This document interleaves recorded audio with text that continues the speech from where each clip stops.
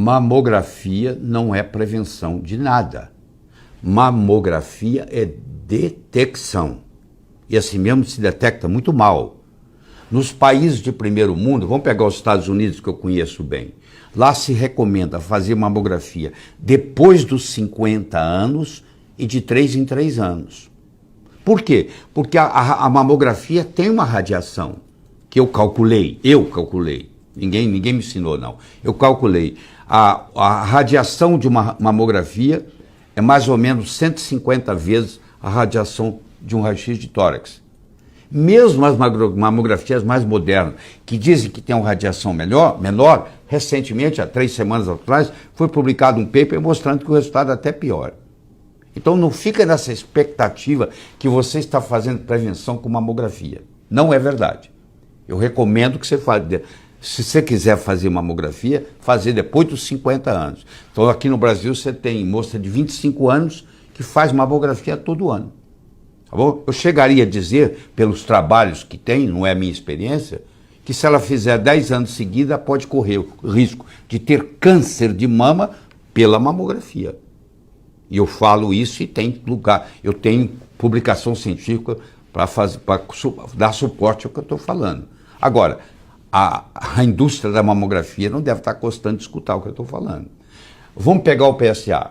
O PSA é um exame pobre para detectar câncer. Quem falou isso não fui eu, não. É o Dr. Adjin, que é o cara que inventou o PSA. E no fim da vida dele agora, em 2010, ele faz uma reportagem no New York Times, da Universidade de Arizona, no estado de Arizona. Ele faz uma reportagem no New York Times, em 2010, dizendo o seguinte: PSA é um péssimo exame para detectar câncer. Eu vou te dar o número que ele dá. PSA só detecta câncer em 3,8%. Você está interessado no exame desse? Na minha opinião, essa é a minha opinião, um dia o PSA vai sair do mercado, porque ele confunde mais do que... Você pode ter câncer de próstata com PSA normal, você pode ter o PSA lá em cima e não ter câncer de próstata. Você pode ter uma prostatite, você pode ter tido sexo no dia anterior, andou a cavalo, andou de bicicleta, o que for. Entendeu? Então esses exames não são tão confiáveis. Infelizmente, é usado o parâmetro do PSA para fazer biópsias. Então um erro vai levando a outro. Fazer biópsia, você sabe que a próstata é encapsulada, ela tem uma cápsula para se proteger. E quando eu faço biópsia, eu posso fazer 6, 12 ou 18 furos, eu estou comprometendo a proteção que a cápsula tem. Então é outro problema, entendeu? Mas eu conheço gente que foi fazer biópsia de próstata e ficou internado 30 dias por hemorragia. Então você não é o exame que vai resolver o seu problema. Põe isso na cabeça. Não é uma pílula mágica, não é um remédio caro que vai vir dos Estados Unidos. Isso não resolve nada. Isso só faz você gastar dinheiro. Você tem que mudar a sua qualidade de vida. Você tem que aprender a dormir bem, você tem que aprender a comer bem, você tem que ter atividade física diária, você tem que tomar sol, tá? Pelo menos 10, 15 minutos por dia. É uma série de procedimentos. Isso aí, saúde é um legado daquilo que você faz, entendeu? Você não pode terceirizar isso, você não pode delegar isso para o seu médico. Não. Seu médico é seu parceiro, mas você vai ter que fazer o trabalho. Você vai ter que diminuir muito a ingesta de carboidrato, porque a célula cancerígena, ela come açúcar mais do que qualquer outra coisa. Ela chega a comer 15 vezes mais açúcar do que uma célula normal. Na hora que eu tiro o carboidrato, porque todo carboidrato, quando crescer, vai virar açúcar. Perguntar para um carboidrato, qual é a sua meta? Virar glicose. Todos eles viram glicose. E a glicose faz a insulina subir. Você sabe muito bem disso. A insulina, ela estimula o crescimento, ela estimula o mTOR, para os médicos que estão me assistindo. Ela estimula o mTOR e ela vai estimular a proliferação. Ela vai fazer o tumor crescer mais rápido. Então, o grande remédio está na sua alimentação, está no seu sono reparador, está na sua atividade física, está no sol, que é a helioterapia, que todo mundo tem medo do sol, tem a heliofobia, que eu chamo.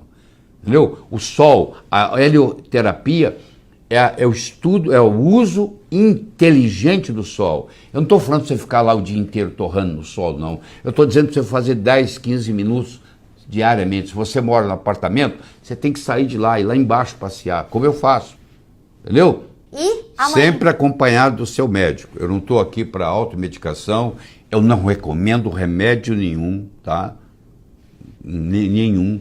E eu acho que você tem que procurar um médico que tem interesse nisso, em andar com você nessa viagem. Eu não estou recomendando para ninguém parar remédio, nada disso, tá bom? Você pode até escolher fazer a químio, só que você vai ter agora um suporte, porque hoje existe publicação suficiente para mostrar que muitos nutracêuticos fazem a químio funcionar melhor para a célula cancerosa e protegem a célula normal da químio.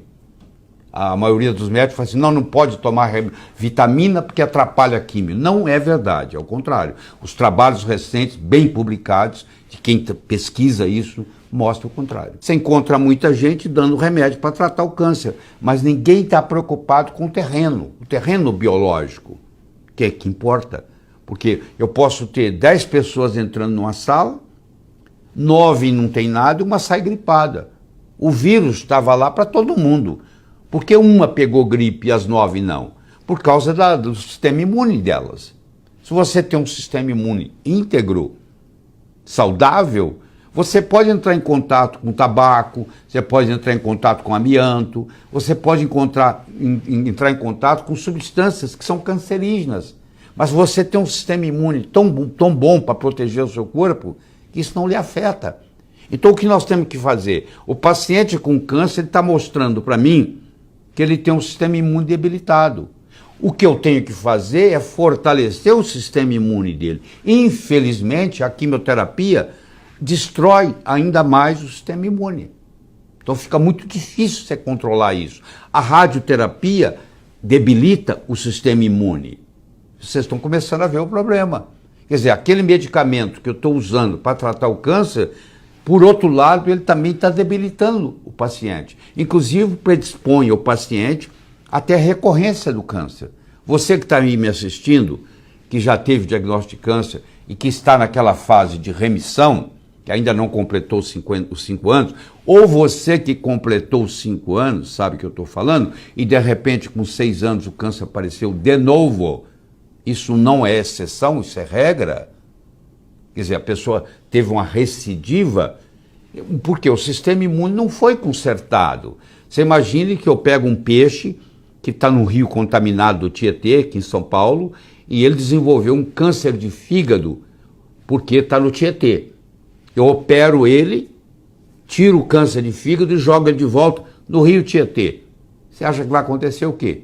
Ele vai desenvolver câncer de novo. Se eu pego um paciente que teve câncer e o cirurgião vai lá e opera o tumor, não operou o câncer. Você me desculpa, ele não operou o câncer, porque o tumor não é o câncer. O tumor é uma das manifestações do câncer.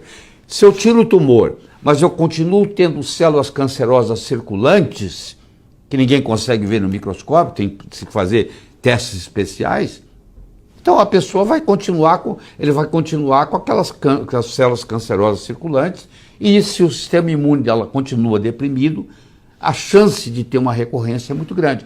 Aí o que vai acontecer? Essa recorrência, essa recidiva, vai ocorrer muitas vezes num outro lugar, e vai parecer que é um câncer novo. E aí é comum o profissional de saúde falar, não, mas isso aí é outro câncer. Não, é o mesmo câncer, que agora se manifesta diferente. O mesmo câncer se manifestando no pulmão, ele tem uma característica pulmonar, ele está se manifestando no fígado, ele tem uma característica hepática, se ele está se manifestando nos rins, ele tem uma característica renal. Então, pela histologia, pela expressão gênica, eu não posso dizer que é o mesmo câncer se apresentando de forma diferente. Esse posicionamento que eu estou fazendo é muito difícil de ser feito, eu quero que você entenda. Eu tenho que ter um corpo jurídico muito forte por trás de mim, para se vier algum processo, eu estar disposto a defender. Eu tenho que falar só coisa que eu consigo provar cientificamente que é verdade, e eu estou capacitado para isso, e eu sei que eu corro risco de vida, eu estou consciente disso, entendeu? Eu me protejo muito bem, mas eu estou consciente disso, porque isso mexe numa caixinha de marimbondo, isso mexe na indústria do câncer, que é uma indústria, eu vou te dizer, dos Estados Unidos tem estatística. Você, para morrer de câncer nos Estados Unidos, custa para o paciente e para o governo junto $800 mil por morte. Foi calculado e publicado. $800 mil por morte, para a pessoa morrer de câncer. Então isso é uma indústria enorme. Então aqui nós estamos um Davi contra Golias. Mas eu me propus a fazer isso, eu entendo profundamente do assunto, posso debater em qualquer plataforma, com quem quer que seja, tá bom? Eu entendo todo o mecanismo e alguém tem que fazer alguma coisa. Alguém tem que fazer, porque o câncer continua aumentando, logo, logo vai ser a principal causa de morte no Brasil e os resultados são muito pequenos. Você que já teve algum parente que teve câncer, um ente querido, você sabe o que eu estou falando e o sofrimento que a pessoa sofre, sem dizer o modo como morre. Porque eu acho, se você perguntar assim, o que você queria de presente de Deus? Eu quero uma morte digna, eu quero uma morte sem sofrimento. Se eu morrer sem sofrimento, valeu a pena. Só isso já valeu a pena. Chega uma hora que você quer pedir o quê? Eu quero pedir uma morte tranquila.